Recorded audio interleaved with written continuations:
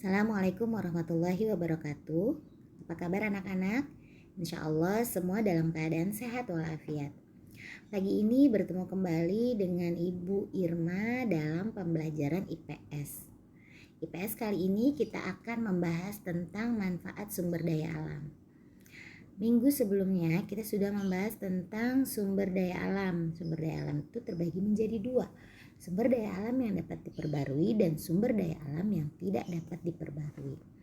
Setiap sumber daya alam sangat bermanfaat bagi kehidupan manusia.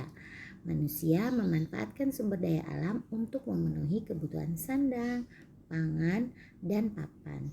Contohnya seperti padi yang merupakan bahan baku makanan pokok di Indonesia.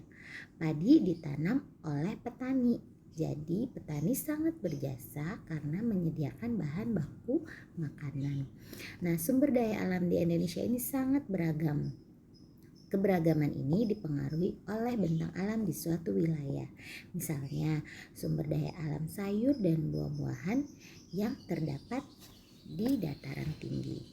Nah, sekarang kita masuk ke manfaat sumber daya alam yang dapat diperbarui, seperti sayur dan buah-buahan.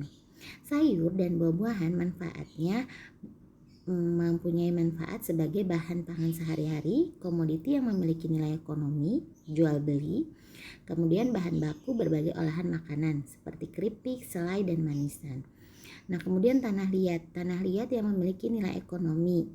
Nah, kemudian bahan baku kerajinan seperti tembikar, genting, dan lain sebagainya. Kemudian hewan itu dapat diambil daging, telur, dan susunya untuk diolah menjadi bahan makanan.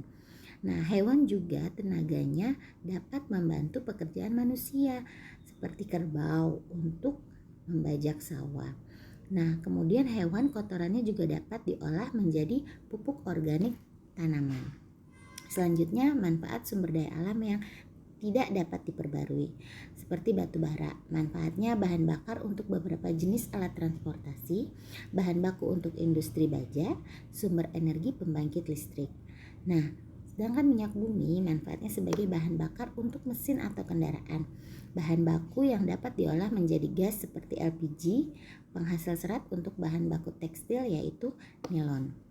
Nah, dari penjelasan Ibu tadi, kamu dapat menjawab soal pada halaman 7 di buku paket tema 6.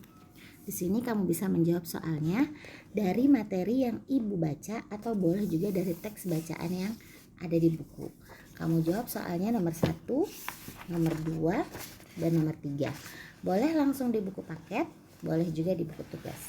Terima kasih, cukup sekian untuk pembelajaran IPS kali ini.